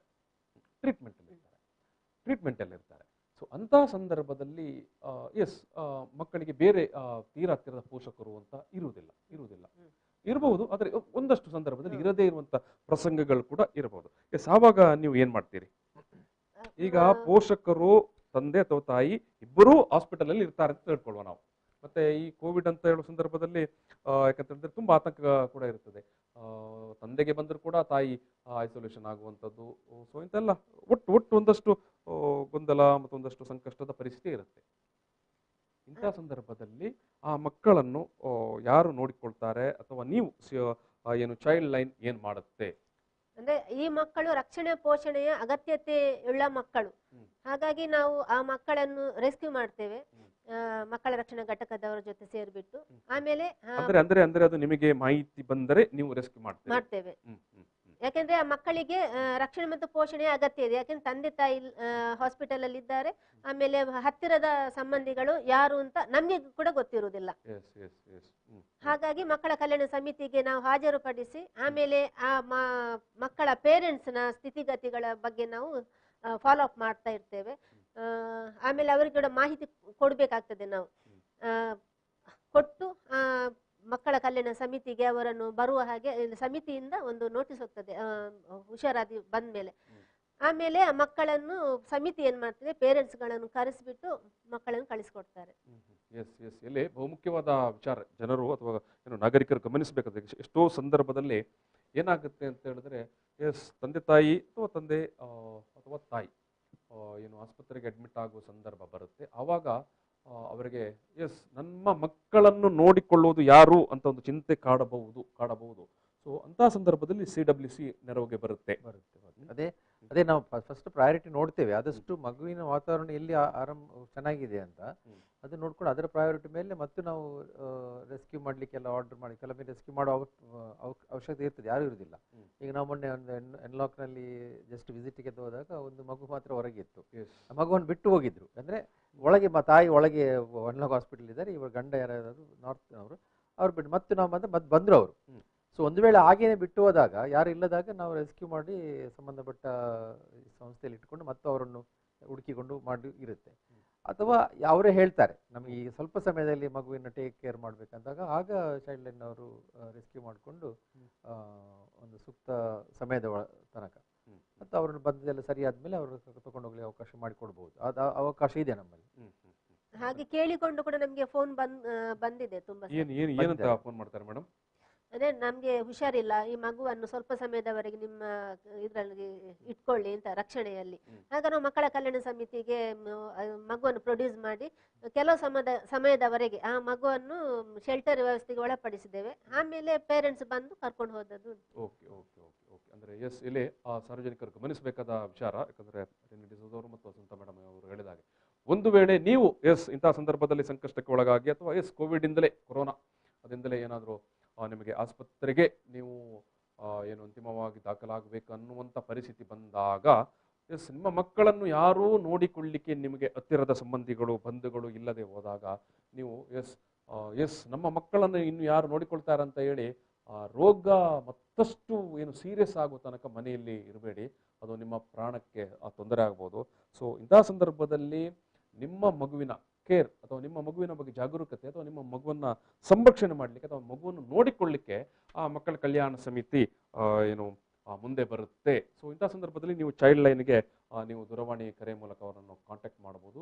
1098 ಸೊ ಈ ದೂರವಾಣಿಗೆ ನೀವು ಕರೆ ಮಾಡಿದರೆ ಖಂಡಿತವಾಗಿಯೂ ನಿಮ್ಮ ಮಕ್ಕಳನ್ನು ರೆಸ್ಕ್ಯೂ ಮಾಡುವ. ಒಂದು ವಿಚಾರ ಇತ್ತೀಚೆಗೆ ಗೌರ್ಮೆಂಟ್ ಕೂಡ ಎನ್ಕರೇಜ್ ಮಾಡ್ತಾ ಇದೆ. ಒಂದು ವೇಳೆ ಇನ್ನು ಮುಂದೆ ತಂದೆ ತಾಯಿ ತೀರ್ಕೊಂಡಾಗ ಯಾರಾದರೂ ಪೋಸ್ಟರ್ ಕೇರ್ಗೆ ಮುಂದೆ ಬಂದ್ರೆ ಆ ಪೋಸ್ಟರ್ ಕೇರ್ ನೋಡುವವರಿಗೆ ಒಂದಷ್ಟು ಅನುದಾನ ಕೊಡ್ಲಿಕ್ಕೆ ಕೂಡ ಆಲೋಚನೆ ಮಾಡ್ತಾ ಇದೆ ಈಗಾಗಲೇ. ಅದು ಇಂಡಿವಿಜುವಲ್ ವ್ಯಕ್ತಿಗಳಾಗಿದ್ರು ಕೂಡ ಹೌದು. ಅಂದ್ರೆ ಯಾವುದೋ ಒಂದು ಈಗ ಆ COVID-19 ಇದರಿಂದ ಬಳಲಿದ ಪೇರೆಂಟ್ಸ್ ತೀರ್ಕೊಂಡಾಗ ಇಮಿಡಿಯೇಟ್ಲಿ ಯಾರಾದರೂ ನಾವು CWC ಅವ್ರು ಘೋಷಣೆ ಮಾಡ್ತಾರೆ ಇವರು ಪೋಸ್ಟರ್ ಕೇರ್ಗೆ ಆಗ್ಬೋದು ಅಂತ. ಸೊ ಅಂಥ ಪೇರೆಂಟ್ಸ್ನವರಿಗೆ ಒಂದು 2,000 ರೂಪಾಯಿಯನ್ನು ಮಗುವಿನ ಬೆಳೆಸ್ಕೊಳ್ಳಿಕ್ಕೆ ಸಾಧ್ಯ ಆಗೋ ರೀತಿಯಲ್ಲಿ ಅನುದಾನ ಕೂಡ ಮಾಡಲಿಕ್ಕೆ ಈಗಾಗಲೇ ಆಲೋಚನೆ ಆಗ್ತಾ ಇದೆ. ಬಹುಶಃ ಅದು ಬೇಗ ಇದಾಗ್ಬೋದು. ಸೊ ಈ ರೀತಿಯಲ್ಲಿ ಸರ್ಕಾರ ಕೂಡ ಆ ಮಗುವನ್ನು ಅಂತಿಮವಾಗಿ ಅನಾಥವಾಗಲಿಕ್ಕೆ ಬಿಡುವುದಿಲ್ಲ. ಮತ್ತು ಆಗ ತಕೊಂಡವರು ಯಾರಾದರೂ ಸಾಕೋರು ಅವರು ಆಕ್ಚುಲಿ ಪರ್ಮನೆಂಟ್ ಅವ್ರಿಗೆ ಇರುವುದಿಲ್ಲ. ಒಂದು ವೇಳೆ ಪೋಸ್ಟರ್ ಕೇರ್ ಅಲ್ಲಿ ನಿಯಮ ಪ್ರಕಾರ 5 ವರ್ಷ ನೋಡಿದ್ರೆ ಅವರು ಬೇಕಾದ್ರೆ ಅಡಾಪ್ಷನ್ಗೆ ಹೋಗ್ಬೋದು ನಿರಂತರ. ಆದರೆ ಇಲ್ಲಿ ಏನಾಗ್ತದೆ ಇಮಿಡಿಯೇಟ್ ಆಗಿ ಆ ಸಿಚುವೇಶನ್ ಅಲ್ಲಿ ಯಾರು ಅದನ್ನು ನೋಡ್ಕೊಂಡಿರ್ತಾರೆ. ಯಾಕಂದ್ರೆ ಎಲ್ಲ ಪೋಸ್ಟರ್ ಕೇರಿಗೆ ನಾವು ಅನುದಾನ ಕೊಡುವುದಿಲ್ಲ ಅಥವಾ ಯಾವುದೇ ವ್ಯವಸ್ಥೆ ಇಲ್ಲ. ಬಟ್ ಅವರಿಗೆ ಸ್ಕಾಲರ್ಶಿಪ್ ಅಂತ ಕೆಲವೊಮ್ಮೆ ಕೊಡ್ತಾರೆ. ಬಟ್ ಇಲ್ಲಿ ನಾವು ಸರ್ಕಾರ ಆ ರೀತಿ ಚಿಂತನೆಯನ್ನು ಕೂಡ ಮಾಡ್ತಾ ಇದೆ. ಅಂದ್ರೆ ಅವರಿಗೂ ಕೂಡ ಸ್ವಲ್ಪ ಅನುದಾನ ಕೊಡುವಂತೆ ಮಾಡೋದ್ರ ಮೂಲಕ ಒಂದು ಮಕ್ಕಳಿಗೂ ನೋಡ್ಕೊಳ್ಳೋರಿಗೆ ಒಂದು ಸೆಕ್ಯೂರಿಟಿ ಮತ್ತು ಒಂದು ಎನ್ಕರೇಜ್ ಮಾಡುವ ಒಂದು ಆಲೋಚನೆ ಕೂಡ ಇದೆ. ಎಷ್ಟು ಏಜಿನ ತನಕ ಅದು 18 ವರ್ಷದ ಯಾವುದೇ ಮಗು ಆಗ್ತದೆ. ಅಂದ್ರೆ ನಾರ್ಮಲ್ ನಾವು ಈಗ ನೀವು ಒಂದು ನೆರವು ಅಂತ ಕೊಡ್ತೇವೆ ಅಂತ ಹೇಳಿದ್ರೆ ಅಪ್ ಟು ಆ ಒಂದು ಪೇರೆಂಟ್ಗೆ ನೋಡ್ತಾ ಇರುವ ಗಾರ್ಡಿಯನ್ಗೆ ಎಷ್ಟು ವರ್ಷ ತನಕ ಅದು ಆಕ್ಚುಲಿ ನಾರ್ಮಲ್ ಪೋಸ್ಟರ್ ಕೇರ್ಗೆ ಸ್ಕಾಲರ್ಶಿಪ್ 3 ವರ್ಷ ಇರುತ್ತೆ. ಅಂದ್ರೆ ಒಂದು ಫ್ಯಾಮಿಲಿಯಲ್ಲಿ ಅಥವಾ ಇದು ಇರುವ 3 ವರ್ಷ ಇರುತ್ತೆ. ಬಟ್ ಈಗಿನ ಗೈಡ್ಲೈನ್ಸ್ ಇನ್ನು ನೋಡ್ಬೇಕಾಗುತ್ತೆ. ಬಟ್ ಇದರ ಪ್ರಕಾರ ಅದು ಕೂಡ ಆಲೋಚನೆಯನ್ನು ಬಟ್ ನೀವು ಹೇಳಿರುವಂತದ್ದು ಸರ್ಕಾರ ಇಂತಹ ಸಂದರ್ಭದಲ್ಲಿ ಇಂತಹ ಸಂಕಷ್ಟ ಸಂದರ್ಭದಲ್ಲಿ ಕಷ್ಟದಲ್ಲಿರುವಂತ ಯಾವ್ದಾದ್ರು ತಂದೆ ತಾಯಿ ತೀರಿಕೊಂಡ ಸಂದರ್ಭದಲ್ಲಿ ಆ ಮಗು ಅನಾಥವಾಗಬಾರದು. ಬಂಧು ಬಳಗದವರು ಯಾರಾದ್ರೂ ನೋಡ್ತಾರೆ ಅಂತ ಹೇಳಿದ್ರು ನೋಡ್ಕೊಳ್ಬಹುದು. ಸೊ ಆ ಮಗುವಿಗೆ ಬೇಕಾದಂತ ನೋಡ್ಲಿಕ್ಕೆ ಬೇಕಾದಂತ ಖರ್ಚು ಏನಿದೆ ಖರ್ಚು ವೆಚ್ಚ ಅದೊಂದು ಸಾಂಕೇತಿಕವಾಗಿ ಒಂದು 2-3 ಸಾವಿರ ರೂಪಾಯಿ ಅಷ್ಟನ್ನು ಪ್ರತಿ ತಿಂಗಳು ಆ ಒಂದು ಬಂಧು ಬಳಗದವರಿಗೆ ಕೊಡುವಂತ ವ್ಯವಸ್ಥೆಯನ್ನು ಕೂಡ ಸರ್ಕಾರ ಇಂತಹ ಸಂದರ್ಭದಲ್ಲಿ ಮಾಡಿದೆ ಅಂತ. ಸೊ ಹಾಗಾಗಿ ಒಂದು ವೇಳೆ ಬಹುಶಃ ಆ ಒಂದು ಮಗುವನ್ನು ನಾವು ನೋಡ್ತಾ ಇದ್ದೆವು ಆದ್ರೆ ನಮ್ಮ ಹತ್ರ ಖರ್ಚಿಗೆ ದುಡ್ಡಿಲ್ಲಲ್ಲ ಅಂತ ಜನ ಇಲ್ಲಿ ಏನು ಭಯಪಡುವಂತ ಪ್ರೊಸೀಜರ್ಸ್ ಇದೆ. ಆ ಪ್ರೊಸೀಜರ್ಸ್ ಎಲ್ಲ ಫಾಲೋ ಮಾಡಿದೆ ಮತ್ತು ಸರ್ಕಾರದ ಗೈಡ್ಲೈನ್ಸ್ ಪ್ರಕಾರ ಅದನ್ನು ನಾವು ಮಾಡಬೇಕಾಗುತ್ತೆ. ಬಟ್ ಆ ಚಿಂತನೆಗಳು ಬಹುಶಃ ಈ ಒಂದು COVID-19 ಸಂದರ್ಭದಲ್ಲಿ ಅನಾಥ ಆಗಿದೆ ಅಂತ ನಾವು ಇದು ಮಾಡುವಾಗಿಲ್ಲ. ಸರ್ಕಾರ ಫುಲ್ ಜವಾಬ್ದಾರಿ ತಗೊಳ್ತದೆ. ಸರ್ಕಾರ ಸಂಪೂರ್ಣವಾಗಿ ಆ ಮಗುವಿನ ಜವಾಬ್ದಾರಿ ತಗೊಳ್ಳುತ್ತೆ ಅಂತ. ಸೊ ಅದಕ್ಕೆ ಬಟ್ ಒಂದು ನೀವು ಹೇಳಿದಾಗೆ ಒಂದು ಆ ಪ್ರೊಸೀಜರ್ ಇದೆ. ಆ ಪ್ರೊಸೀಜರ್ ಅನ್ನು ಫಾಲೋ ಮಾಡಿಕೊಂಡು ಹೌದು ಪ್ರೊಸೀಜರ್ ಏನಿಲ್ಲ 1098ಗೆ ತಿಳಿಸಿದ ಕೂಡಲೇ ಅದು ವ್ಯಾಪ್ತಿಗೆ ಬರುತ್ತೆ, ಸರ್ಕಾರದ ವ್ಯಾಪ್ತಿಗೆ ಬರುತ್ತೆ. ಆಮೇಲೆ ಅದಕ್ಕೆ ಸಂಬಂಧಪಟ್ಟ ಪ್ಯೂರ್ ರಿಪೋರ್ಟ್ಸ್ಗಳು ಇರ್ಬೋದು ಅಥವಾ ಫ್ಯಾಮಿಲಿಯನ್ನು ಕೂತ್ಕೊಂಡು ಅಥವಾ ಅದರ ನೆಗೋಷಿಯೇಟ್ ಮಾತಾಡಿಕೊಂಡು ಅರ್ಹ ಫ್ಯಾಮಿಲಿ ಅಂತ ಗೊತ್ತಾದ ಕೂಡಲೇ ಮತ್ತು ಅವರಿಗೆ ಒಂದು ಫಿಟ್ ಪರ್ಸನ್ ಅಂತ ಫಸ್ಟ್ ಮಾಡ್ತಾರೆ. ಅಂದ್ರೆ ಅವರದು ಫಿಟ್ ಪರ್ಸನ್ ಮಾಡೋ ಒಂದು ಪ್ರೊಸೀಜರ್ಸ್ ಅದೆಲ್ಲ ಮಾಡೋದು ಅರ್ಹರಿದ್ದಾರೆ ಈ ಒಂದು ಮಗುವನ್ನು ಸಾಕಲಿಕ್ಕೆ ಎಲ್ಲಾ ರೀತಿಯಲ್ಲೂ. ಮತ್ತು ಪ್ಯೂರ್ ರಿಪೋರ್ಟ್ಸ್ ಬಂದ ಮೇಲೆ ಅದನ್ನೊಂದು ಕನ್ಸಿಡರ್ ಮಾಡ್ತಾರೆ. ಎಸ್ ವೀಕ್ಷಕರ ನಾವು ಒಂದು ಸಣ್ಣ ಬ್ರೇಕ್ ತಗೊಳ್ತೇವೆ. ಬ್ರೇಕ್ ನಂತರ ಈ ಒಂದು ಸಂವಾದ ಮತ್ತೆ ಮುಂದುವರಿತದೆ.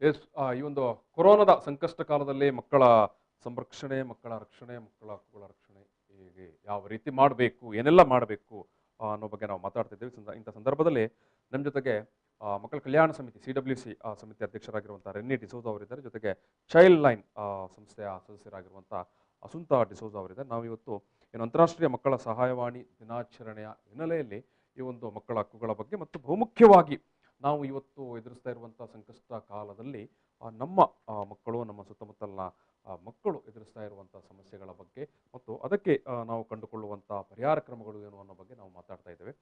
ಅನೇಕ ವಿಚಾರಗಳನ್ನು ಈಗಾಗಲೇ ರೆನ್ನಿ ಡಿಸೋಜಾ ಅವರು ಮತ್ತು ಅಸುಂತಾ ಮೇಡಮ್ ಅವರು ನಮ್ಮ ಮುಂದೆ ಇಟ್ಟಿದ್ದಾರೆ. ನಾನು ಈ ಮಾತುಕತೆಯನ್ನು ಮತ್ತೆ ಮುಂದುವರಿಸುವ ಸಂದರ್ಭದಲ್ಲಿ ಇವಾಗ ಆಫ್ಟರ್ ಲಾಕ್ಡೌನ್ ಮೇಡಮ್ ಮತ್ತು ರೆನ್ನಿ ಡಿಸೋಜಾ ನೀವು ಇಬ್ಬರು ಹೇಳ್ಬೋದು, ತುಂಬ ಜನರಿಗೆ ಕಷ್ಟ ಆಗಿದೆ. ಪ್ರತಿನಿತ್ಯ ದಿನನಿತ್ಯದ ದುಡಿಮೆ ಮಾಡುವವರಿಗಂತೂ ತುಂಬ ಕಷ್ಟನೇ. ಸೊ ಇಂಥ ಸಂದರ್ಭದಲ್ಲಿ ಮಕ್ಕಳ ಕಡೆಯಿಂದ ನಿಮಗೇನಾದರೂ ಫೋನ್ ಬರುವಂಥದ್ದು, ನಮಗೆ ಊಟೋಪಚಾರಕ್ಕೆ ಕಷ್ಟ ಆಗಿದೆ ಅಂತ ಬರುವಂಥದ್ದು ಇದೆಯಾ? ಅಥವಾ ಒಂದು ವೇಳೆ ಬಂದರೆ ನೀವೇನು ಮಾಡ್ತೀರಿ?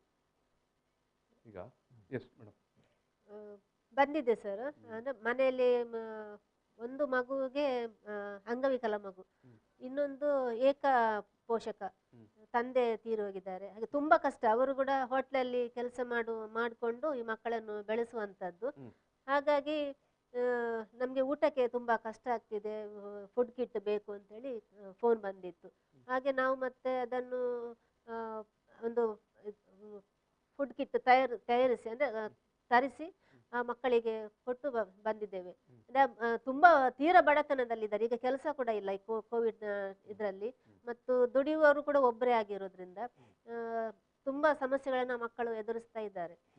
ಇದು ರೆನ್ನಿ ಡಿಸೋಜಾ ಅವರೇ, ಈ ರೀತಿಯಾಗಿ ಒಂದು ಕಾಲ್ ಬಂದರೆ, ಈಗ ನೀವು ಹೇಳಿದಾಗೆ 1098ಗೆ ಮಕ್ಕಳು ಕಾಲ್ ಮಾಡ್ತಾರೆ, ನಾವು ಈ ಒಂದು ಟೈಮಲ್ಲಿ ಭಾರಿ ಸಂಕಷ್ಟದಲ್ಲಿದ್ದೇವೆ, ಊಟ ಮಾಡೋದೇ ತುಂಬಾ ಕಷ್ಟ ಆಗಿದೆ ಅಂತ. ಅವಾಗ ನೀವು ಅದನ್ನು ಯಾವ ರೀತಿ ಅದನ್ನು ಮ್ಯಾನೇಜ್ ಮಾಡ್ತೀರಿ, ಯಾವ ರೀತಿ ನಿರ್ವಹಣೆ ಮಾಡ್ತೀರಿ? ಒಂದು ಈಗಾಗಲೇ ಅವರು ಹೇಳಿದಾಗೆ ಇವತ್ತು ಬಹುಶಃ ಚೈಲ್ಡ್ ಲೈನ್ ಅವರು 2 ಕಿಟ್ಗಳನ್ನು ಕೊಟ್ಟಿದ್ದಾರೆ.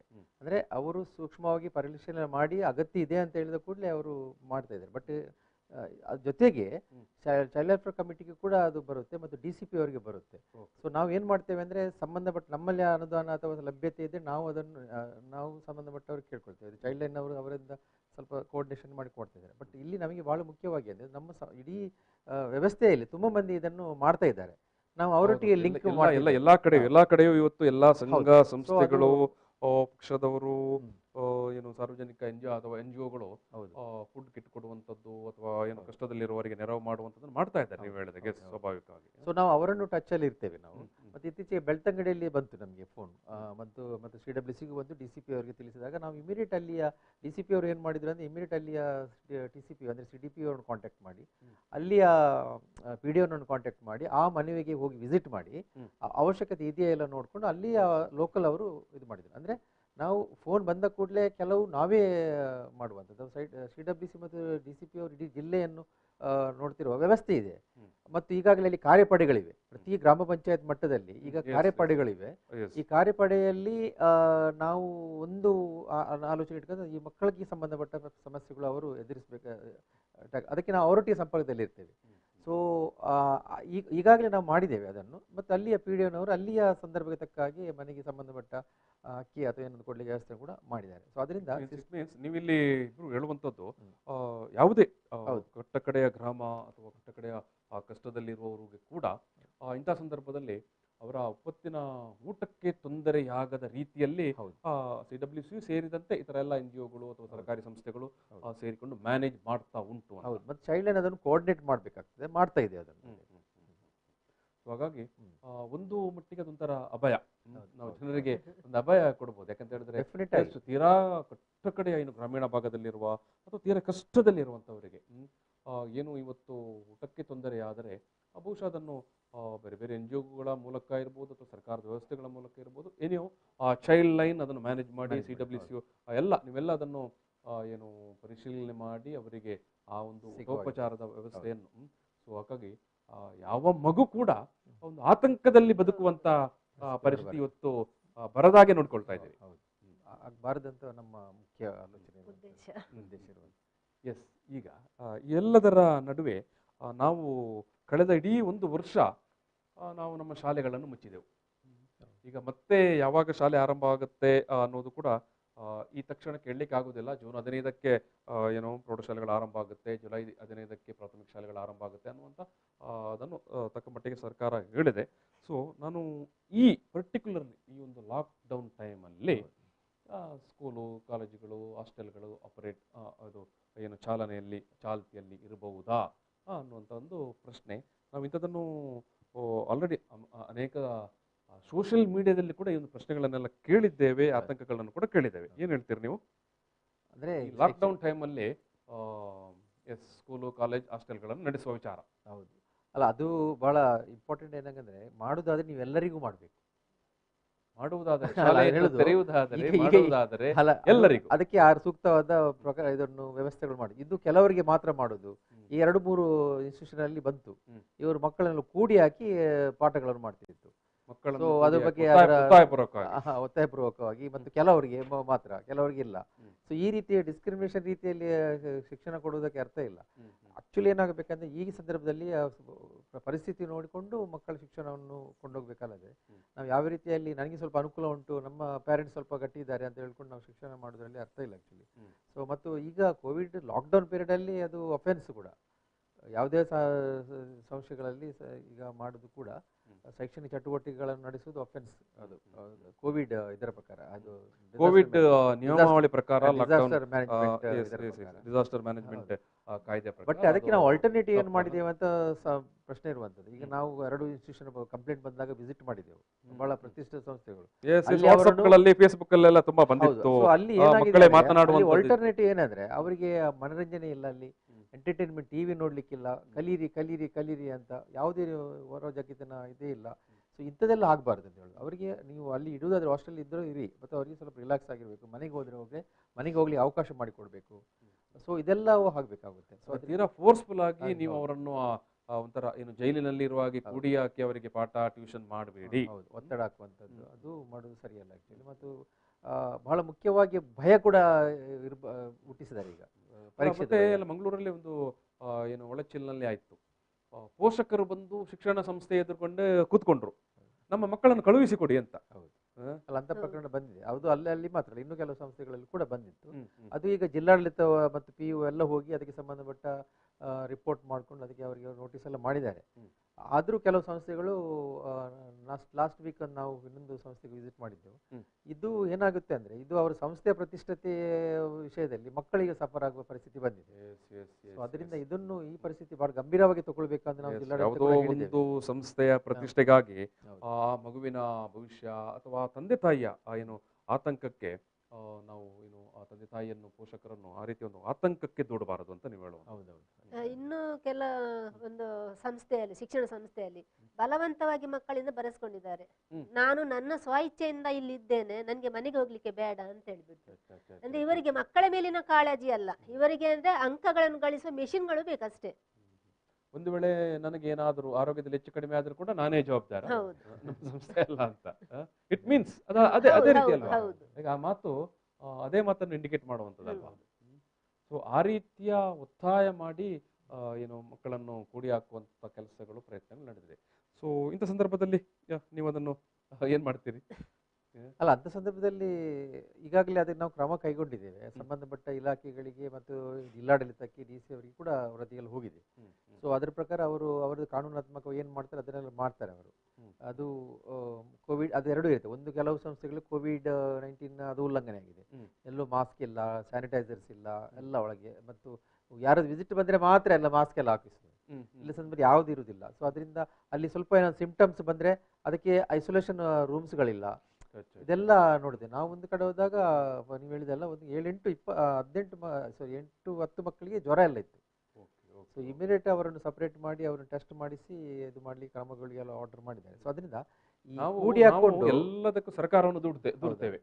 ಕೋವಿಡ್ ನ ಸಂದರ್ಭದಲ್ಲಿ ಸರ್ಕಾರ ಏನು ಮಾಡ್ಲಿಲ್ಲ, ಜಿಲ್ಲಾಡಳಿತ ಏನು ಮಾಡ್ಲಿಲ್ಲ, ಆಸ್ಪತ್ರೆ ಮಾಡ್ಲಿಲ್ಲ, ಆಕ್ಸಿಜನ್ ಕೊಡ್ಲಿಲ್ಲ, ಬೆಡ್ಗಳಿಲ್ಲ ಅಂತ. ಬಟ್ ನಾವು ತಿಳಿದವರು, ಬುದ್ಧಿವಂತರು, ಸಂಸ್ಥೆಯನ್ನು ಕೊಟ್ಟವರೆಲ್ಲ ನಾವು ಈ ರೀತಿಯ ಮಾಡ್ತಾ ಹೋದರೆ ಎಸ್, ಒಂದು ವೇಳೆ ನೀವು ಹೇಳಿದಾಗ ಅಲ್ಲಿ 8-9 ಮಕ್ಕಳು ಇದ್ರು, ಜ್ವರ ಪೀಡಿತರಾಗಿದ್ರು, ಹೌದು ಒಂದು ವೇಳೆ ಗಂಭೀರ ಪರಿಸ್ಥಿತಿ ಬರ್ತಿದ್ದಿದ್ರೆ ಹೌದೌದು ಅದೇ ಅಲ್ವಾ, ನಾಳೆ ಅಲ್ಲ ಯಾರು ಅವರು ಉತ್ತರ ಪರಿಸ್ಥಿತಿ ಕೊಡ್ಬೇಕಾಗಿತ್ತು? ಉಳಿದ ಮಕ್ಕಳು ಏನು ಹೇಳ್ತಾರೆ ಅಂದ್ರೆ ನಾವು ಹೆದರ್ತಾರೆ, ನಮಗೆ ನಾವು ಮನೆಗೆ ಹೋಗ್ಬೇಕು, ನಮಗೆ ಹೆದರಿಕೆ ಆಗ್ತದೆ ಇಲ್ಲಿ ಇರ್ಲಿಕ್ಕೆ ಅಂತ ಹೇಳ್ತಾ ಇದ್ದಾರೆ. ಸ್ವಾಭಾವಿಕ ಅಲ್ವಾ, ಸೊ ಸ್ವಾಭಾವಿಕ ಈ ಅಲ್ವಾ? ಪರಿಸ್ಥಿತಿಯನ್ನು ಯಾಕೆ ನಿರ್ಮಾಣ ಮಾಡ್ತಾರೆ ಗೊತ್ತಿಲ್ಲ ಈ ಶೈಕ್ಷಣಿಕ ಸಂಸ್ಥೆಗಳು. ಇದನ್ನು ಗಮನದಲ್ಲಿ ಇಟ್ಕೊಳ್ಬೇಕು. ಹಾಸ್ಟೆಲ್ ನಡೆಸಲಿ ಎಲ್ಲ ಮಾಡಲಿ, ಈ ಕೋವಿಡ್-19 ಸಂದರ್ಭದಲ್ಲಿ ಅವರು ಪಾಲನೆ ಮಾಡಬೇಕಾದ ಆದಷ್ಟು ಮಕ್ಕಳಿಗೆ ಜ್ವರ ಬಂದರೆ ಮಕ್ಕಳಿಗೆ ಒಂದು ಐಸೋಲೇಷನ್ ಸೆಂಟರ್, ಅದು ಇವತ್ತು ಮಾಡ್ಬೇಕಾಗುತ್ತೆ. ಸರ್ಕಾರ ಕೂಡ ಅದನ್ನೇ ಹೇಳುವಂತದ್ದು. ಹೌದು. ನೇರ ಏನು ಆಸ್ಪತ್ರೆಗೆ ಹೋಗಿ ಅಡ್ಮಿಟ್ ಮಾಡಬೇಕಾಗಿಲ್ಲ. ಇಲ್ಲ ಇಲ್ಲ ಇಲ್ಲ. ನೀವು ಐಸೋಲೇಷನ್ ಸೆಂಟರ್ಗಳನ್ನು ಈಗ ಸ್ಕೂಲು ಕಾಲೇಜು ನಡೆಸುವವರಿಗೆ ಬೇಕಾದಷ್ಟು ಕಟ್ಟಡಗಳು, ಬಿಲ್ಡಿಂಗ್ಗಳು, ಹಾಸ್ಟೆಲ್ಗಳು ಇರ್ತವೆ ಅಲ್ವಾ. ಮತ್ತು ಪೇರೆಂಟ್ಸ್ನವ್ರು ಬಂದು ಕೇಳುವಾಗ ಅವರೊಟ್ಟಿಗೆ ಕಳಿಸ್ಕೊಡೋದು ಭಾರಿ ಉತ್ತಮ ಇದು. ಯಾಕಂದರೆ ಅಂತಿಮವಾಗಿ ಜವಾಬ್ದಾರಿ ಪೇರೆಂಟ್ಸ್ನವ್ರು ತಗೊಳ್ಬೇಕಾಗ್ತದೆ, ಅವ್ರು ತಗೊಳ್ಬೇಕು ಅಂತ. ಮತ್ತು ಹಾಸ್ಟೆಲ್ನಲ್ಲಿರುವವರೆಲ್ಲ ಮಕ್ಕಳು ಅದು ಅಂದರೆ ಹಣ ಕೊಟ್ಟು ಇರುವವರಲ್ಲ ಹೆಚ್ಚಿನವರು, ಹಣ ಕೊಟ್ಟು ಪೇಮೆಂಟ್ ಮಾಡಿರುವವರು. ಮತ್ತು ಪೇರೆಂಟ್ಸ್ ಕೂಡ ಅವರು ನೋಡ್ಕೊಳ್ಳಿಕ್ಕೆ ತಾಕತ್ತು ಇರ್ತದೆ. ಕೆಲವು ಮಕ್ಕಳದ್ದು ತಂದೆ ತಾಯಿಯವರು ಹೇಳ್ಬೋದು, ನೀವು ಎಲ್ಲೆಲ್ಲಿ ಆಡಾಡ್ತೀವಿ ನೀವು ಅಲ್ಲಿ ಇರಿ ಅಂತ ಏನಾದರೂ ಇರ್ಬೋದು. ಸೊ ಆ ಮಕ್ಕಳನ್ನು ಕೂಡ ಸಂರಕ್ಷಣೆ ಮಾಡೋ ಜವಾಬ್ದಾರಿ ಸಂಸ್ಥೆಗೆ ಇರ್ತದೆ. ಒಟ್ಟಿನಲ್ಲಿ ಇದು ಒಂಥರ ಮಕ್ಕಳ ಹಕ್ಕುಗಳ ಒಂದು ಉಲ್ಲಂಘನೆ ಆದಂತ ವಿಚಾರ ಅಲ್ವಾ. ಮಕ್ಕಳ ಉಲ್ಲಂಘನೆ ಆಕ್ಚುಲಿ ಆ ಸಂಸ್ಥೆಗಳಲ್ಲಿ ಆಗ್ತಾ ಇದೆ. ಅದರ ಬಗ್ಗೆ ನಾವು ಮಾತುಗಳು ಅಂದ್ರೆ ಪರೀಕ್ಷೆಗೋಸ್ಕರ ಇವರು ಮಿಷನ್ ಆಗಿ ರನ್ ಮಾಡುವ ಪ್ರಕ್ರಿಯೆ ಇದೆ ಅಲ್ಲ, ಮತ್ತು ಅದಕ್ಕೆ ಪೇರೆಂಟ್ಸ್ನವರು ಒಮ್ಮತ ಇದೆ, ಅದು ಬಿಡಿ. ಬಟ್ ಈ ಟೈಮ್ನಲ್ಲಿ ಏನು ಸಂಸ್ಥೆಯವರನ್ನು ದೂರಿ ಕೂಡ ಪ್ರಯೋಜನ ಇಲ್ಲ. ಹೌದೌದು, ಅದು ಅವರ ಇಚ್ಛೆ. ನಮ್ಮ ಪೇರೆಂಟ್ಸ್ ಕೂಡ ಅಷ್ಟೇ ಆಗಿದ್ದಾರೆ, ಅಟ್ ಎನಿ ಕಾಸ್ಟ್ ನನ್ನ ಮಗ 100 ಅಂಕವನ್ನೇ ತಗೊಳ್ಬೇಕು ಅಂತ. ಸೊ ಆದ್ರೆ ಈಗ ಕೋವಿಡ್-19 ಸರಿ, ಅವನು ಊಟ ಮಾಡ್ಲಿ, ಊಟ ಮಾಡದೇ ಇರ್ಲಿ, ಮಲಗದೇ ಇರ್ಲಿ, ಅದ್ಯಾವುದು ಪ್ರಶ್ನೆ ಅಲ್ಲ ಅಂತ. ಸೊ ಇಂಥ ವಿಚಾರಗಳಲ್ಲದೆ ಮಕ್ಕಳದು ಈ ಕೋವಿಡ್ ಸಂದರ್ಭದಲ್ಲಿ ಆ ಮಕ್ಕಳ ಹಕ್ಕುಗಳು ಉಲ್ಲಂಘನೆ ಆಗುವಂತ ಬೇರೆ ಆ ವಿಚಾರ ಅದೇ ನಾನು ಬಹಳ ಇಂಪಾರ್ಟೆಂಟ್ ಅದೇ. ಈಗ ಕೋವಿಡ್-19 ಬಂದಾಗ ಅದು ಒಂದು ಕಡೆ ಇದ್ರೆ, ಈ ಮಕ್ಕಳನ್ನು ಮುಂದಿನ ದಿನಗಳಲ್ಲಿ ಬಹುಶಃ ಈಗಾಗಲೇ ಈ ಸೆಕ್ಷುವಲ್ ಅಬ್ಯೂಸ್ ಎಂಬುದು ಇನ್ನು ದೇಹದಲ್ಲಿ ಬರ್ತದೆ, ಈಗಾಗಲೇ ಕೆಲವು ಪ್ರಕರಣ ಬಂದಿದೆ. ಸೊ ಇದು ಇನ್ಕ್ರೀಸ್ ಆಗೋ ಸಾಧ್ಯತೆಗಳು ಜಾಸ್ತಿ ಇರುತ್ತೆ. ಅದನ್ನು ನಾವು ಗಮನದಲ್ಲಿ ಇರಿಸಬೇಕಾಗುತ್ತೆ. ಫ್ಯಾಮಿಲಿ ಮೆಂಬರ್ಸ್ನೊಳಗೆ ಕೂಡ ನಾವು ಗಮನಿಸಬೇಕಾಗುತ್ತೆ. ಮತ್ತು ನೆರೆಕರೆಯಲ್ಲಿರ್ಬೋದು ಅಥವಾ ಎಲ್ಲಿಯಾದರೂ ಕೂಡ ಈ ಒಂದು ಗಮನದಲ್ಲಿ ಇಟ್ಕೊಳ್ಳಿ. ಮಕ್ಕಳು ಕೂಡ ಅದರ ಬಗ್ಗೆ ಎಚ್ಚೆತ್ತುಕೊಳ್ಬೇಕಾಗುತ್ತೆ ಈ ನಿಟ್ಟಿನಲ್ಲಿ. ಮತ್ತು ಮಕ್ಕಳನ್ನು ದುಡಿಸಿಕೊಳ್ಳುವಂಥ ಪ್ರಕ್ರಿಯೆ ಇನ್ನೂ ಜಾಸ್ತಿ ಆಗ್ತದೆ. ಇನ್ನು ಅಂದರೆ ಎಲ್ಲರೂ ದುಡಿಯುವಂಥ ಪರಿಸ್ಥಿತಿ ನಿರ್ಮಾಣ ಆಗಿದೆ. ಇಡೀ ಫ್ಯಾಮಿಲಿಯೇ ದುಡಿಯರಿಗೆ ಹೋದರೆ ಮಾತ್ರ ಮುಂದಿನ ಲಾಕ್ಡೌನ್ ಆದಮೇಲೆ ಬದುಕಿಕೊಳ್ಳಬಹುದು. ಮತ್ತು ಮಧ್ಯದಲ್ಲಿ ಮ್ಯಾರೇಜ್ ಮಾಡುವಂಥದ್ದು, ಮದುವೆ ಆಯ್ತು ಅಂತ ಮದುವೆ ಮಾಡುವಂಥದ್ದು, ಇದು ಕೂಡ ಜಾಸ್ತಿ ಆಗ್ತದೆ. ಸೊ ಅದರಿಂದ ಅದನ್ನೆಲ್ಲ ಗಮನದಲ್ಲಿ ಇಟ್ಕೊಂಡು ಅದು ಕೂಡ ನಿಗಾ ವಹಿಸ್ಕೊಳ್ತಾ ಇದ್ದೇವೆ ನಾವು. ಮತ್ತು ಜನರಿಗೂ ಎಚ್ಚರಿಕೆ ಕೊಡ್ತಾ ಇದ್ದೇವೆ ಅಂತ ಇದ್ರೆ ಕೂಡಲೇ ಗಮನಕ್ಕೆ ಕೊಡಿ, ನಮ್ಮ ಗಮನಕ್ಕೆ ಕೊಡಿ, 109ಗೆ ತಿಳಿಸಿ, 109ಗೆ ತಿಳಿಸಿ ಅಂತ. ಸೊ ಇದರಿಂದ ಬಹಳ ಇಂಪಾರ್ಟೆಂಟ್. ಆ ಹಕ್ಕುಗಳು ಕೂಡ ಬಹಳ ಅಗತ್ಯ. ಇಮೋಷನಲಿ ಅಬ್ಯೂಸ್ ಆಗುವಂಥದ್ದು ಇದು ಮೇಡಮ್ ಮಕ್ಕಳು, ಅದು ಬಹುಮುಖ್ಯವಾಗಿ ಹೆಣ್ಮಕ್ಕಳು. ಎಸ್, ಈಗ ರೆನಿ ಸರ್ ಹೇಳಿದಾಗ ಎಲ್ಲರೂ ಲಾಕ್ಡೌನ್, ಎಲ್ಲರೂ ಮನೆಯಲ್ಲಿ ಇರ್ತಾರೆ, ನೆರೆಕರೆಯಲ್ಲಿ ಕೂಡ ಅಷ್ಟೇ ಎಲ್ಲರೂ ಇರ್ತಾರೆ. ಬಟ್ ಎಲ್ಲರೂ ಮನೆಯಲ್ಲಿ ಇದ್ದ ಕಾರಣಕ್ಕೆ ಸೇಫ್ ಅಂತ ಹೇಳಲಿಕ್ಕೆ ಆಗೋದಿಲ್ಲ.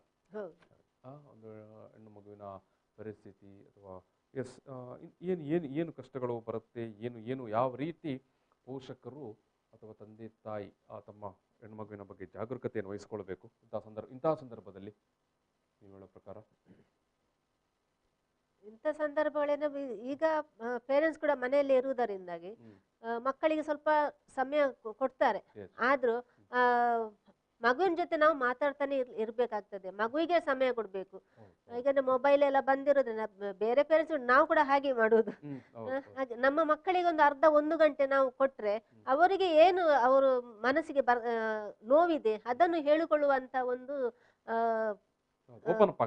ಹೌದು, ಓಪನ್ ಅಪ್ ಆಗ್ತಾರೆ. ಮತ್ತು ಮಕ್ಕಳು ಹೇಳ್ಕೊಳ್ತಾರೆ ಎಲ್ಲ ತಾಯಿ ತಂದೆ ಜೊತೆ. ಮತ್ತು ಯಾವಾಗ್ಲೂ ಮಗು 12 ವರ್ಷ ತನಕ ಅದು ನಮ್ಮ ಮಗು ಅಂತೇಳಿ ನಾವು ಟ್ರೀಟ್ ಮಾಡ್ಬೇಕಾಗ್ತದೆ.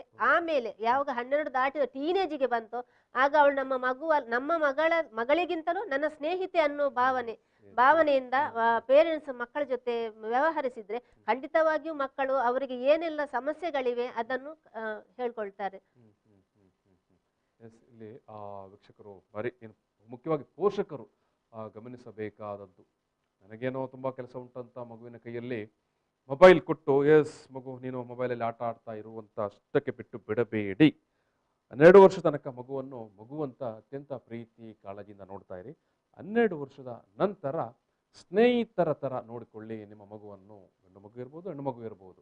ಸೊ ಆ ಸಂದರ್ಭದಲ್ಲಿ ಆ ಮಗು ತನಗೆ ಎದುರಾದ ಸುಖ ಕಷ್ಟ ಅಥವಾ ಚಾಲೆಂಜ್ ಎಲ್ಲವನ್ನು ಕೂಡ ನಿಮ್ಮ ಜೊತೆಗೆ ತಂದೆ ತಾಯಿ ಜೊತೆಗೆ ಹಂಚಿಕೊಳ್ತಾರೆ ಅಂತ. ಸೊ ಅಂಥ ಸಂದರ್ಭದಲ್ಲಿ ಒಂದು ವೇಳೆ ಆ ಮಗು ಏನಾದರೂ ಪ್ರಾಬ್ಲಮ್ ಫೇಸ್ ಮಾಡಿದ್ದರೆ ಅದು ತಂದೆ ತಾಯಿಯ ಗಮನಕ್ಕೆ ಬರಲಿಕ್ಕೆ ಸಾಧ್ಯ ಆಗುತ್ತೆ. ಹೌದು. ಮತ್ತು ಇನ್ನೊಂದು ನಾನು ಸಲಹೆ ಇಲ್ಲಿ ಕೊಡುವಂಥದ್ದು, ಇದೇ ಸಂದರ್ಭ ಜಾಸ್ತಿ ಬರ್ಬೋದಾ ಅಂತ ಈಗ ಕರ್ನಾಟಕ ಸರ್ಕಾರದಲ್ಲಿ ಏನಾಗಿದೆ 14499 ಅಂತ ಒಂದು ದೂರವಾಣಿ ಕರೆ ಇದೆ. 14499 ಅದು ಮಾರ್ನಿಂಗ್ 10 to 6 ಇದಕ್ಕೆ ಕರೆ ಮಾಡಿದ್ರೆ ಮಕ್ಕಳಿಗೆ ಕೌನ್ಸಿಲಿಂಗ್ ಬೇಕಾದ್ರೆ ಅಥವಾ ಯಾವ್ದಾದ್ರ ಬಗ್ಗೆ ಮಾಹಿತಿ ಬೇಕಿದ್ರೆ ಅವರು ನೇರವಾಗಿ ಕೊಡ್ತಾರೆ.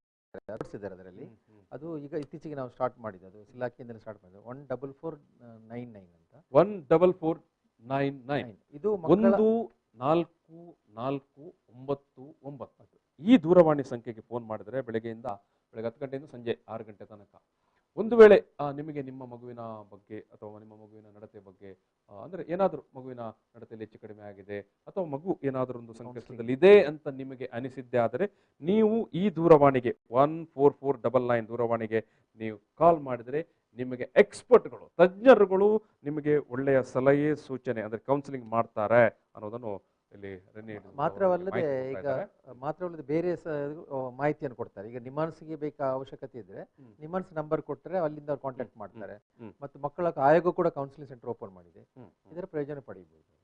ಎಸ್ ಇದು ಅವರಿಗೆ ಕೊನೆಯದಾಗಿ ಈಗ ಮಕ್ಕಳ ಪೋಷಣೆ ಪಾಲನೆ ಮಾಡುವಂತ ಒಂದಷ್ಟು ಸಂಸ್ಥೆಗಳು ಪ್ರತಿ ಜಿಲ್ಲೆಯಲ್ಲಿ ಇರ್ತದೆ, ದಕ್ಷಿಣ ಕನ್ನಡ ಜಿಲ್ಲೆಯಲ್ಲಿ ಕೂಡ ಇರುತ್ತೆ. ಅವರು ಈ ಒಂದು ಕೋವಿಡ್ ಸಂದರ್ಭದಲ್ಲಿ ಯಾವ ರೀತಿಯ ಮುನ್ನೆಚ್ಚರಿಕೆಯನ್ನು ವಹಿಸಿಕೊಳ್ಬೇಕು? ಅದೇ ನಾನು ಈಗಾಗಲೇ ನಾವು ಹೇಳಿದಾಗೆ, ಮತ್ತು ಬಹಳ ಮುಖ್ಯವಾಗಿ ಸುಪ್ರೀಂ ಕೋರ್ಟ್ ಗೈಡ್ಲೈನ್ಸ್ ಇದೆ. ಸುಪ್ರೀಂ ಕೋರ್ಟ್ ಇದು ಗೈಡ್ಲೈನ್ಸ್ ಏನು ಹೇಳ್ತದೆ ಅಂದರೆ, ಪ್ರತಿಯೊಂದು ಕೇರ್ ಸೆಂಟರ್ CCI ಮಕ್ಕಳ ಪಾಲನೆ ಪೋಷಣೆ ಸಂಸ್ಥೆಗಳು ಗೈಡ್ಲೈನ್ಸ್ ಫಾಲೋ ಮಾಡಬೇಕು.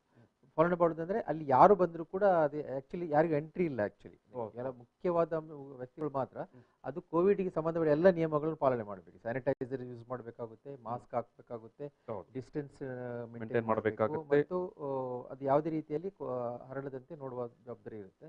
ಮತ್ತು ಸಂಸ್ಥೆಯವರು ಕೂಡ ಮಕ್ಕಳನ್ನು ಬೆಳಿಗ್ಗೆ ಮತ್ತು ಸಾಯಂಕಾಲ ಒಮ್ಮೆ ಟೆಸ್ಟ್ ಮಾಡಬೇಕಂದ್ರೆ ಥರ್ಮಲ್ ಜ್ವರ ಇದೆಯಾ ಅದು ಕೂಡ ಮಾಡಬೇಕಾಗುತ್ತೆ. ಅದು ಬಹಳ ಇಂಪಾರ್ಟೆಂಟ್ ಆಗಿ ನೋಟ್ ಮಾಡಿ ರೆಕಾರ್ಡ್ ಮಾಡಿ ಇಡ್ಲಿಕ್ಕಿದೆ.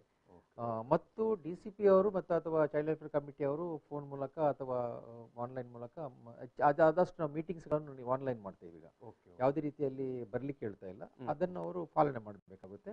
ಮತ್ತು ಮಕ್ಕಳು ರಿಲೀಸ್ ಆದರೆ ಅಥವಾ ರಜೆಗೆ ಹೋದರೆ ಇಮಿಡಿಯೇಟ್ ಅವ್ರು ಇನ್ಫಾರ್ಮ್ ಮಾಡಬೇಕು, ಯಾರು ಚೈಲ್ಡ್ ವೆಲ್ಫೇರ್ ಕಮಿಟಿಗೆ. ಸೊ ನಾವು ಅದನ್ನು ಅಪ್ರೂವಲ್ ಮಾಡ್ತೇವೆ, ಆಮೇಲೆ ಅದನ್ನು ಫಾಲೋ ಅಪ್ ಇಡ್ತೇವೆ. ಊರಿಗೆ ಹೋದ ಮೇಲೆ ಏನಾಗ್ತದೆ ಅಂತ ಆ ಸಂಸ್ಥೆಯವ್ರದ್ದು ಜವಾಬ್ದಾರಿ ಇರ್ತದೆ. ಅಂದರೆ ಊರಿಗೆ ಹೋದ ಮೇಲೆ ಕೂಡ ಒಂದಷ್ಟು ಸಂಪರ್ಕದಲ್ಲಿ ಇಟ್ಕೊಳ್ಬೇಕಾಗುತ್ತೆ. ಅಲ್ಲಿ ಹೋದ್ಮೇಲೆ ಎಲ್ಲ ತೊಂದರೆ ಇದೆಯಾ ಅಥವಾ ಇಲ್ಲಿಗಿಂತ ವರ್ಸ್ಟ್ ಇದೆಯಾ ಸಿಚುವೇಶನ್ ಅಂತ ಕೂಡ ನೋಡ್ಬೋದು. ಯಾಕೆಂದರೆ ಅಲ್ಲಿಯ CWC ಅವರು ಅದನ್ನು ಫಾಲೋ ಅಪ್ ಮಾಡ್ತಾರೆ.